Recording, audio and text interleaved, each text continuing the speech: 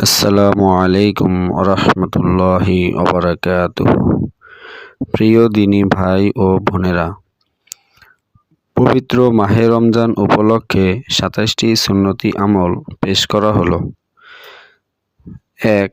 চাঁদ দেখা। ২.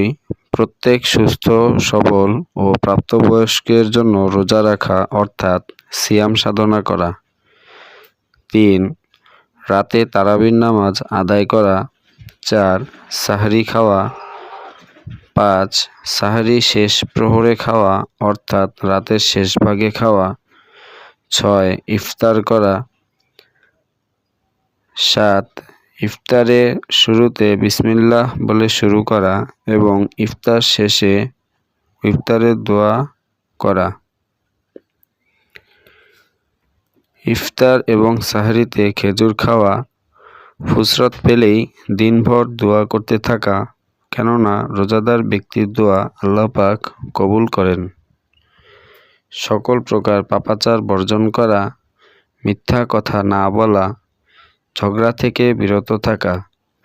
সাধারণ আমলগুলো তথা ভালো আমল ও নেক আমলগুলো খুব গুরুত্বের সাথে এই মাসে আদায় করা। বেশি বেশি ইস্তেগফার করে আল্লাহর কাছে ক্ষমা চাওয়া এবং গুনাহ মাফ করানো। রোজাদারকে ইফতার করানো। পবিত্র রমজানে বিশেষ গুরুত্বের সহিত বেশি বেশি কোরআন তিলাওয়াত করা। এই পবিত্র মাসে অন্তত ১ খতম করা। পবিত্র রমাদানে কুরআন শোনাশুনি করা অর্থাৎ অন্যের তিলাওয়াত শোনা এবং নিজের তিলাওয়াত অন্যকে শোনানো। সাদাকা করা অর্থাৎ দান করা। তাহাজ্জুদ নামাজের আমল করা। সামর্থ্যবানদের জন্য ওমরা করা।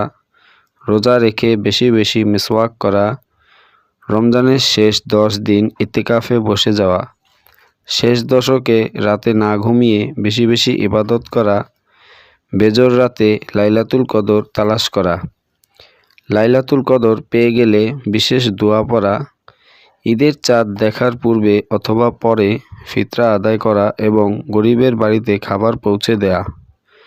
আল্লাহ সুবহানাহু ওয়া তাআলা আমাদেরকে পবিত্র মাহে রমজানে উল্লেখিত আমলগুলো করার তৌফিক দান করুন।